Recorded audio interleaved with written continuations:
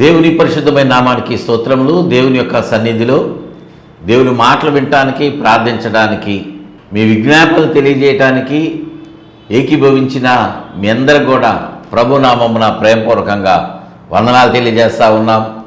దేవుడు మిమ్మలను బహుగా దీవించునుగాక. ఆమేన్. ప్రియ దేవుని బిడ్డలారా, ఎలా ఉన్నారండి? మీరందరూ బాగున్నారా? క్రమంగా దేవుని యొక్క మాటలు వింటున్నటువంటి మీ అందరికి కూడా ప్రభువు బహు సమీపంగా ఉన్నాడు. ఆయన మిమ్మల్ని దీవించడానికి సిద్ధంగా ఉన్నాడు. మిమ్మలను తనతో ఉన్నటువంటి తన మార్గములో నడిపించి తన వద్దనే ఉంచుకోవటానికి ఆయన ఎంతగానో ప్రయాసపడుతున్నారు. ప్రియ దేవుని బిడ్డలారా, ఆయన పడినటువంటి ప్రయాస శారీర రీతిగా ఎన్నో గాయాలు పొందారు, ఎన్నో అవమానాలు పొందారు, నిందించబడ్డారు. అవన్నీ మనలను ఉన్నత స్థితిలో నిలబెట్టడానికే, నిన్ను నన్ను ఆశీర్వదించడానికే ఆయన అవమానించబడ్డారు. అటువంటి ప్రభువారు తను నడిచినటువంటి ప్రతి అడుగులో కూడా తనను తాను జాగ్రత్తగా కాపాడుకుంటూ, తన ప్రవర్తనను కాపాడుకుంటూ, ఎక్కడ ఎలా నడవాలో, ఎలా మాట్లాడాలో అన్నీ కూడా మనకు మాదిరి ఉంచిపోయారు. దేవునికి మహిమ కలుగునుగాక. మనం కూడా మన జీవితంలో ప్రభువుని అంగీకరించాము, ఆశ్రయించాము, రక్షణ పొందుకున్నాము. ఆయన మార్గంలో నడుస్తూ ప్రభువుకి మన జీవితాలు సమర్పించుకుంటూ ఉన్నటువంటి ఈ సమయమున మనం ఎలా నడుచుకోవాలి? కొన్ని మాటలు లేఖనాల్లో మనకు తెలియజేయబడతా ఉన్నాయి. రక్షణ పొందినటువంటి వారు కూడా మనం ఎలా నడుచుకోవాలనేటువంటి మాటలు నేటి దినాన మనం ధ్యానం చేసుకొని పోతా ఉన్నాం. మనం ఏమేం కాపాడుకోవాలి? లేఖనాల్లో మనం చూసినట్లయితే సామెతల గ్రంథము 13వ అధ్యాయంలో 3వ వచనంలో గ్రంథకర్త సొలొమోను ద్వారా పరిశుద్ధాత్మ దేవుడు ఒక శ్రేష్టమైనటువంటి మాటను మనకు తెలియజేస్తా ఉన్నాడు. చూడండి, సామెతల గ్రంథం 13వ అధ్యాయము 3వ వచనంలో, తన నోరు కాచుకొనువాడు తన్ను కాపాడుకొనును. విన్నారా ఈ మాట? మనము మొట్టమొదటిగా కాపాడుకోవాల్సినటువంటిది ఏమిటంటే మన నోటిని మనం కాపాడుకోవాలి. దేవునికి మహిమ కలుగునుగాక. హల్లెలూయా. మన నోటిని మనము కాపాడుకోవాలి. మన నోటిని మనము కాపాడుకొనకపోతే ఏమవుతుంది అంటే, అక్కడ అంటున్నాడు 2వ భాగంలో, ఓరకొనక మాట్లాడువాడు అంటే అనవసరంగా మాట్లాడేవాడు. తన నోటిని కాపాడుకోకుండా నోటికి ఇష్టం వచ్చినట్టు కొంతమంది మాట్లాడుతూ ఉంటారు కదా. ఆ నోటికి ఫుల్ స్టాప్ ఉండదు, అట్లీస్ట్ కామా కూడా ఉండదు. అంటే అసలు గ్యాప్ ఉండదు, మాట్లాడుతూనే ఉంటారు. లోడలోడా మాట్లాడుతున్నారు అంటారు కదా, అలా మాట్లాడుతూనే ఉంటారు. విస్తారమైనటువంటి మాటలు. లేఖనంలో ఒక మాట చెప్తా ఉన్నది, విస్తారమైనటువంటి మాటలలో దోషము ఉండక మానదు అని చెప్తా ఉన్నాడు. అంటే మనం విస్తారంగా మాట్లాడితే మన మాటల్లో కొన్ని దోషాలు అనేటువంటివి దేవుడు చూచేవాడుగా ఉన్నాడు. నలుగురితో ఉన్నటువంటి సమయమున మనం మాట్లాడుతూ ఉంటే ఏదో ఒక తప్పు మాట మాట్లాడతాం. మనం మాట్లాడినటువంటి మాటను బట్టి ఎదుటి వాళ్ళకి అది ఆనందాన్ని కలిగించేటువంటిదిగా ఉండొచ్చేమో. కొంతమంది బూతులు మాట్లాడుతూ ఉంటే ఎదుటి వాళ్ళు సంతోషపడతా ఉంటారు. వాళ్ళు వేసేటువంటి ఆ కుళ్ళు జోకులకి, విపరీతమైనటువంటి మాటలకి, ద్వంద్వార్థాలను ఇచ్చేటువంటి పదాలకి ఎదుటి వాళ్ళు సంతోషంతో చప్పట్లు పడుతూ ఉంటారు. కానీ అది లోకంలో ఉన్నటువంటి వాళ్ళకి ఆనందం కలిగిస్తుందేమో, కానీ దేవుడు దానిని బట్టి దుఃఖిస్తాడు కదా. ఎందుకంటే లోకమును ఆయన సిలువ వేసేశాడు. లోకమును ఆయన ప్రేమించట్లా. లోకంలో ఉన్నదంతా కూడా శరీరాశేగా. అందుకని దానిని ఆయన వ్యతిరేకిస్తూ ఉన్నాడు. మనము నోటిని కాపాడుకోవాలి. నోటిని మనము కాపాడుకుంటే అది మన శరీరానికి మనకి నాశనము తీసుకురాకుండా ఉంటుందంట. దేవునికి మహిమ కలుగును గాక. హల్లెలూయా, హల్లెలూయా. అందుకే అంటున్నటువంటి మాట, తన నోరు కాచుకొనువాడు తన్ను కాపాడుకొనును. మనల్ని మనం కాపాడుకోవాలంటే ఏం చేయాలి అంటే మొట్టమొదటగా మన నోటిని కాపాడుకోవాలి. కాపాడుకుంటున్నారా మీరు? ఎదుటి వారిని సంతోషపెట్టాలని ఇష్టం వచ్చినట్లుగా మీరు మాట్లాడుతున్నారా? మీ మాటలలో బహుభయంకరమైనటువంటి బూతు మాటలు వస్తున్నాయేమో కదా. మీ మాటలలో ఎలాంటి మాటలు, ఎలాంటి విధమైనటువంటి అర్థాన్నిచ్చేటువంటి మాటలు, పోకిరి మాటలు, లోక సంబంధమునే కలిగి ఉన్నటువంటి, లోక స్నేహాన్ని కలిగి ఉన్నటువంటి మాటలతోటి మీరు మెప్పు పొందుతున్నారేమో. ఇతరులను పైకి హెచ్చించేటువంటి మాటలు, వాడికి అక్కడ ఏం లేదు కానీ వాడిని నువ్వు వీరుడు సూర్యుడు, వాడిని నీ పబ్బం నువ్వు గడుపుకోవటానికి, నీ అవసరతలు తీర్చుకోవటానికి ఎదుటి వాళ్ళకి బాగా గాలి కొడుతున్నట్టుగా మాట్లాడుతున్నారేమో. మన నోటిని మనం కాపాడుకోవాలి. దేవునికి మహిమ కలుగునుగాక. హల్లెలూయా, హల్లెలూయా. కీర్తన గ్రంథము 39వ అధ్యాయంలో మొదటి వచనంలో అక్కడ పరిశుద్ధాత్మ దేవుడు దావీదు భక్తుని చేత వ్రాయిస్తున్నటువంటి మాట ఏమిటంటే, నా నాలుకతో పాపము చేయకుండునట్లు నా మార్గములను జాగ్రత్తగా చూచుకుందును. మనము మన నాలుకతోటి పాపం చేస్తామంట. అందుకే యాకోబు తను రాసినటువంటి పత్రికలు అంటాడు, నాలుక అగ్ని లాంటిది, విస్తారమైనటువంటి ప్రాంతమును అది దహించి వేసేటువంటిదిగా ఉన్నది కదా. విస్తారమైనటువంటి పాపాలకి కారణం అయ్యేటువంటి భాగం ఏంటంటే నాలుక. అబద్ధాలు ఆడుతూ ఉంటాం, ఇతరుల మీద చాడీలు చెప్తూ ఉంటాం, గర్భపు మాటలు మాట్లాడుతూ ఉంటాం. ఎన్నో రకాలుగా మన నాలుకను మనము ఉపయోగిస్తూ ఉన్నాం. దేవుని స్తుతించాల్సినటువంటి ఆ నాలుకని నువ్వు లోకస్తులుగా మాట్లాడుతూ ఉంటే, లోకరీతిగా మాట్లాడితే అది పాపంలో పడిపోతూ ఉంటుంది. అందుకే నా నాలుకతోటి పాపము చేయకుండునట్లు నా మార్గములను జాగ్రత్తగా చూసుకుందును. దేవునికి మహిమ కలుగును గాక. హల్లెలూయా.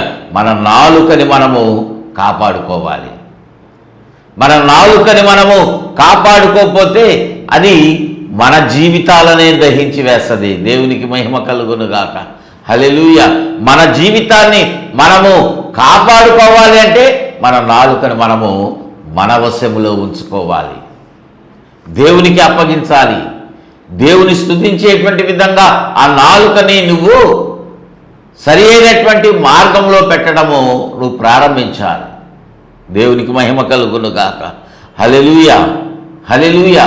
ప్రియదేవుని బిడ్డలారా, మనము మన నాలుకను కాపాడుకోవాలి.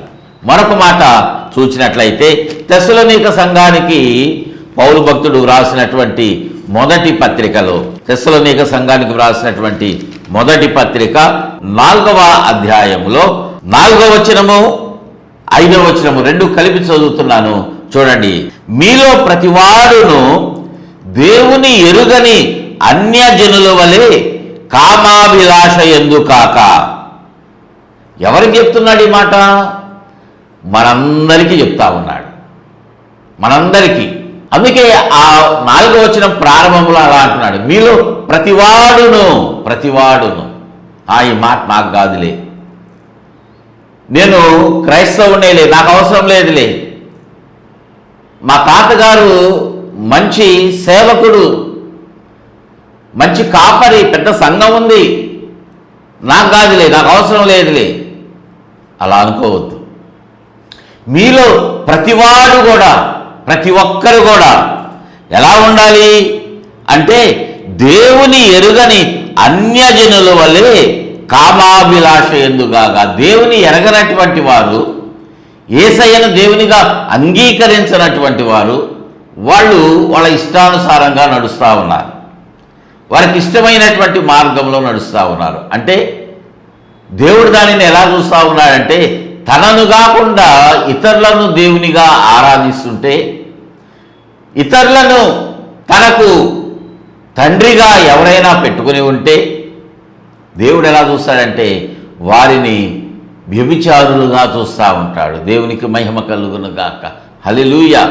మనము వ్యభిచారం చేస్తున్నట్లే యేసు దేవుడుగా కాకుండా ఇంకెవరిని దేవునిగా కలిగి ఉన్నా కూడా, నువ్వు దేనిని ఆరాధిస్తున్నా, కొంతమంది మేము యేసునే దేవునిగా చూస్తున్నామండి, మంచిదే, యేసయ్యకే ప్రాధాన్యత ఇవ్వాలి. కానీ కొంతమంది ఏం చేస్తారంటే, ఏంటయ్యా ప్రార్థనకి రాలేదు, ఏంటంటే వ్యాపారం అండి, వ్యాపారం నాకు ముఖ్యం కదా, నాకు అసలు క్షణం తీరకుండదు వ్యాపారంలో అని మాట్లాడుతూ ఉంటారు. నీ వ్యాపారం అంతగా అభివృద్ధి చెందడానికి కారణం ఏంటి?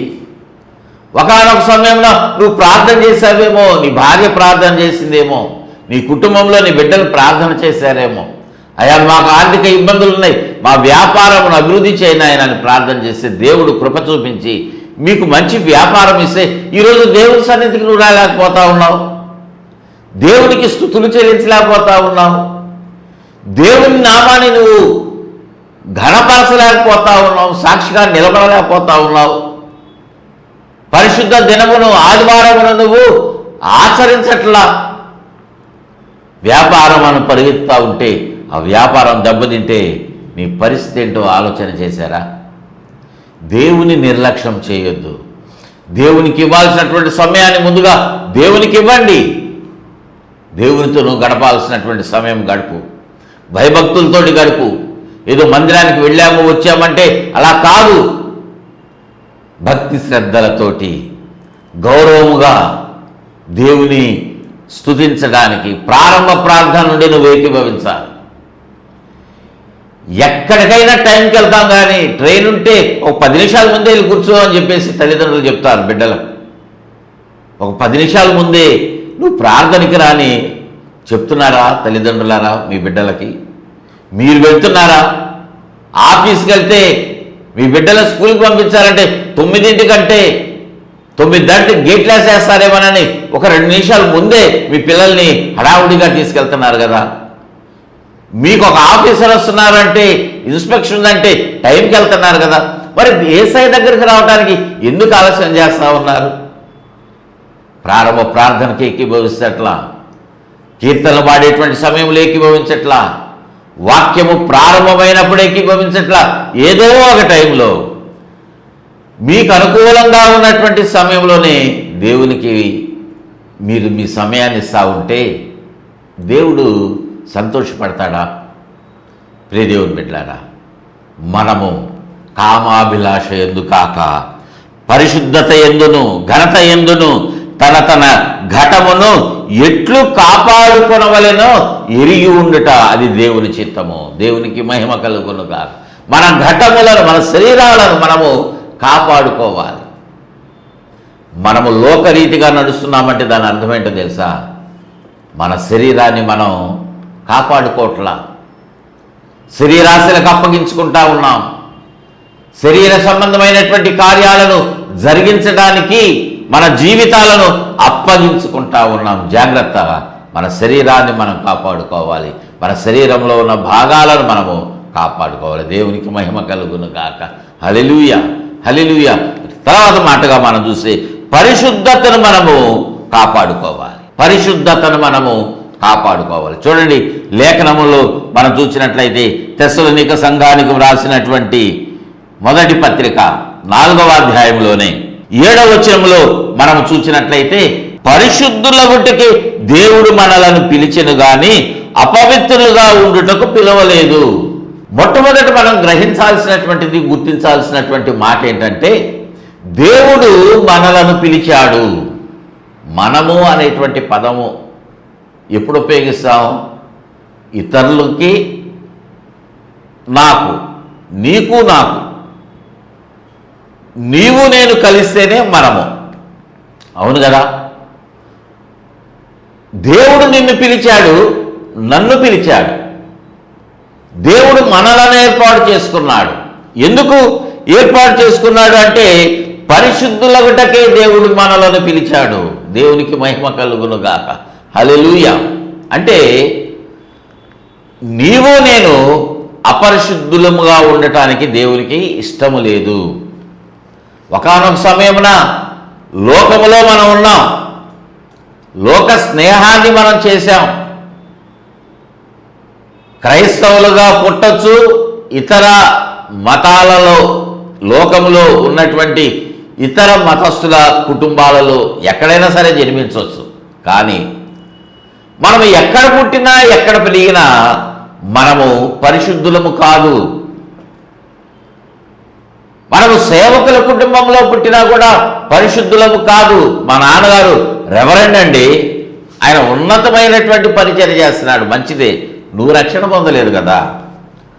మీ నాన్నగారిని బట్టి నిన్ను పరలోకంలోనికి దేవుడు అనుమతించడు. నువ్వు క్రైస్తవుడైనంత మాత్రాన దేవుడు నిన్ను పరలోకంలోనికి తీసుకువెళ్ళడు. నీ నడకను బట్టి, నీ జీవితాన్ని బట్టి, నీ పరిశుద్ధతను బట్టి దేవుడు ఆయన నిన్ను తన దగ్గర ఉంచుకోవటానికి ఇష్టపడతా ఉన్నాడు. నీ పరిశుద్ధతను నువ్వు కాపాడుకోవాలి. నీ శరీరమును, నీ ఘటమును నువ్వు కాపాడుకోవాలి. పరిశుద్ధులగుటకే దేవుడు మనలను పిలిచెను గాని అపవిత్రులుగా, అపరిశుద్ధులుగా ఉండటానికి ఆయన మనలను పిలువలేదు. కాబట్టి మనం ఎలా ఉండాలి? మన శరీరమును, ఈ ఘటమును, ఈ మంటి ఘటమును మనం ఏం చేయాలంటే జాగ్రత్తగా కాపాడుకోవాలి. కాపాడుకుంటున్నానండి, నేను ఆరోగ్యంగానే ఉంటున్నాను కదా, రోజు ఎక్సర్సైజ్ చేస్తున్నా, జిమ్కి వెళ్తున్నానండి, నేను నా బాడీ కండలుగా ఉంటుంది, మంచిదే, చాలా కండలు ఉన్నాయి నీకు. కానీ దేవుని సన్నిధిలో పరిశుద్ధత ఉన్నదా? నువ్వు నోరు తెరిస్తే అబద్ధాలు ఆడుతున్నావు, నోరు తెరిస్తే బూతి మాటలు మాట్లాడుతూ ఉన్నావు, నోటి ద్వారా సరసోక్తులను మాట్లాడుతూ ఉన్నావు, నీ కళ్ళ ద్వారా ఇతరులను మోహపు చూపు చూస్తూ ఉన్నావేమో,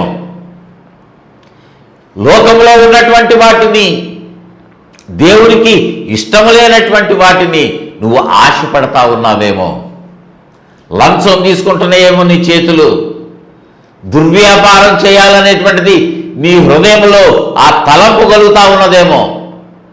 ఎన్నాళ్ళు చేస్తామండి నీతిగా వ్యాపారం? వ్యాపారం కొంత కల్తీగా చేస్తేనే మాకు లాభం.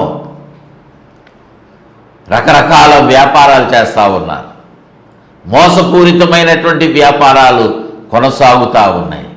ప్రియ దేవుని బిడ్డలారా, అలాగ చేస్తూ ఉంటే నువ్వు డబ్బు సంపాదిస్తావేమో, కానీ దేవుని సన్నిధిలో నీవు కొంతైనా స్థలం సంపాదించుకోలేవు.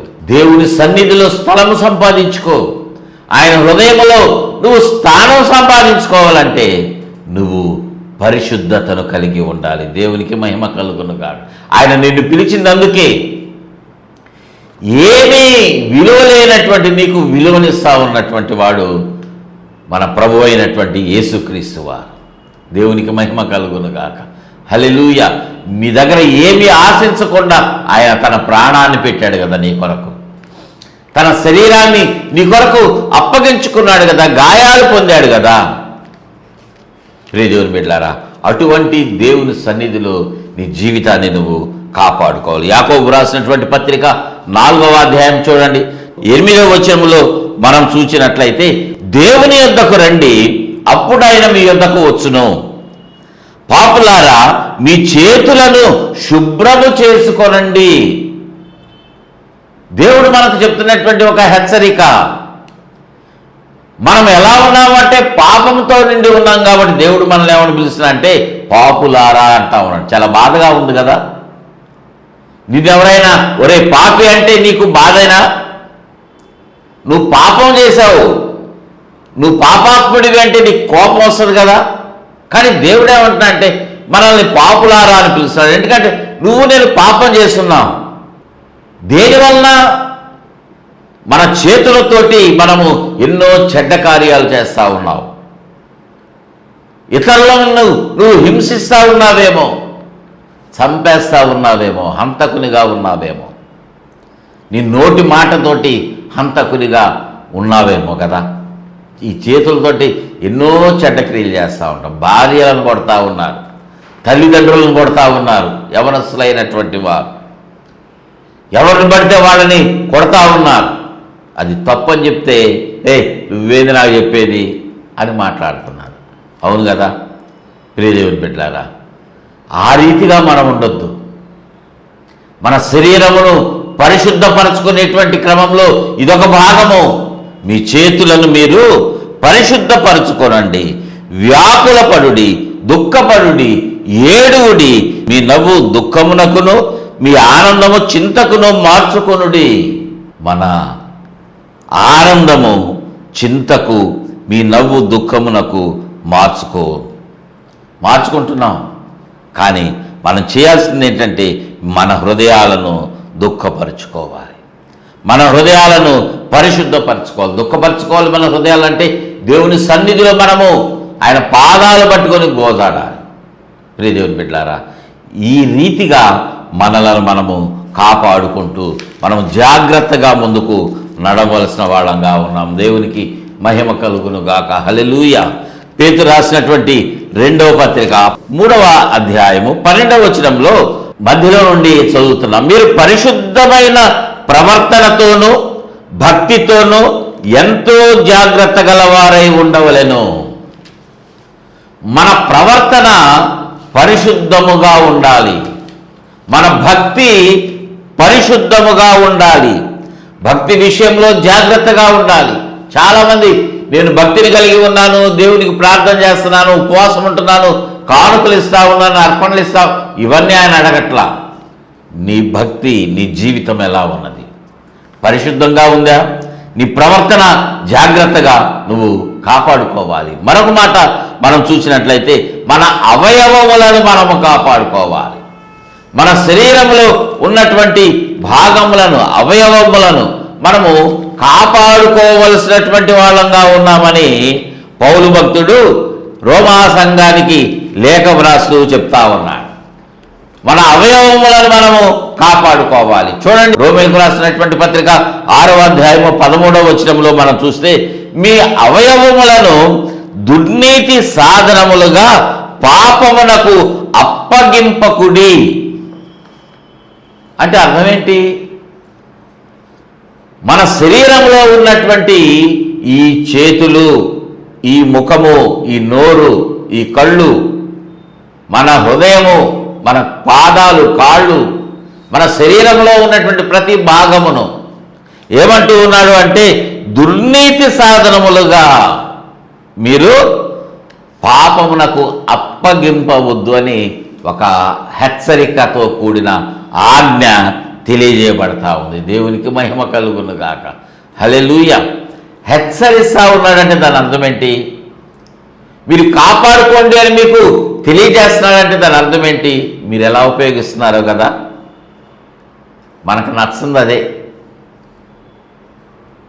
ఎవరైనా మనకు ఒక మంచి మార్గం చెప్తే మనకు నచ్చదు.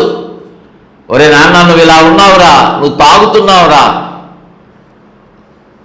నీ కిడ్నీస్ పాడైపోతాయి, నీ లివర్ పాడైపోయింది, నీ గుండె పాడైపోతుంది, సిగరెట్లు తాగొద్దు, మత్తు పదార్థాలకు వెళ్ళొద్దు, గుట్కాలు వేసుకోవద్దు, గంజాయి తీసుకోవద్దని చెప్తా ఉంటే మనం వినట్లా. చాలామంది బిడ్డలు, యవనస్తులు ఇలానే ఉండిపోతా ఉన్నారు. ఇక్కడ తల్లిదండ్రుల దగ్గర ఉంటే వాళ్ళు మందలిస్తున్నారని వాళ్ళకు దూరంగా ఎక్కడో ఉద్యోగం సంపాదించుకొని వేరే ప్రాంతాలకు, వేరే రాష్ట్రాలకు, వేరే దేశాలకు వెళ్ళిపోయి ఇష్టానుసారంగా బ్రతుకుతున్నారు. మీరు అనుకుంటున్నారు నా బిడ్డ దుబాయ్లో ఉన్నాడండి, ఇంగ్లాండ్లో ఉన్నాడండి, అమెరికాలో ఉన్నాడండి. మంచిదే, కానీ వాళ్ళ జీవితం ఎలా ఉందో చూస్తున్నారా? వాళ్ళు అక్కడ సెటిల్ అయ్యారని అనుకుంటున్నారేమో, కానీ వాళ్ళ నడక, నడవడిక ఎలా ఉందో కదా. ప్రియ దేవుని బిడ్డలారా, ఆలోచన చేస్తున్నారా? మీ బిడ్డ నెలకి లక్షలు సంపాదించవచ్చు, కానీ శరీరాన్ని అమ్ముకుంటున్నాడేమో, శరీరాన్ని విచ్చలవిడిగా ఉపయోగిస్తున్నాడేమో. జాగ్రత్త. దేవుని మాట హెచ్చరిస్తూ ఉన్నది. మీ అవయవములను దుర్నీతి సాధనములుగా ఉపయోగించవద్దు. చివరిగా మనం చూసినట్లయితే మన వస్త్రములను మనము కాపాడుకోవాలి. వస్త్రములను మనము కాపాడుకోవాలంటే మన క్రియలను గురించి మనము జాగ్రత్త పడాలి. ప్రకటన గ్రంథము 6వ అధ్యాయము 11వ వచనంలో తెల్లని వస్త్రము వారిలో ప్రతి వానికి ఇయ్యబడెను. తెల్లని వస్త్రము ఇది దేనికి సూచనగా ఉన్నదంటే మన ప్రవర్తనకు, మన నడకకు అది సాదృశ్యంగా ఉన్నది. అపోస్తులైనటువంటి పేతురు తను రాసినటువంటి మొదటి పత్రిక 5వ అధ్యాయం 5వ వచనంలో అంటాడు, దీన మనస్సు అనేటువంటి వస్త్రాన్ని మనము కలిగి ఉండాలి. దీన మనస్సు అనేటువంటి వస్త్రాన్ని కలిగి ఉండాలి. జాగ్రత్తగా కాపాడుకోవాలి నీ మనస్సును, సమస్తమును. నీ దేహము, నీ శరీరము దేవుడు నీకు ఇచ్చినటువంటిది. జాగ్రత్తగా దానిని నువ్వు నిత్యము కాపాడుకుంటా ఉండాలి, నిత్యము కాపాడుకోవాలి. జాగ్రత్త. ఎక్కడైనా పడిపోతే దేవునికి నువ్వు లెక్కప్ప చెప్పాలి. కనుక మన శరీరమును, మన అవయవములను, మన శరీరంలో ప్రతి భాగాన్ని కాపాడుకుంటూ దేవునికి మన జీవితాలను అప్పగించుకుందాం.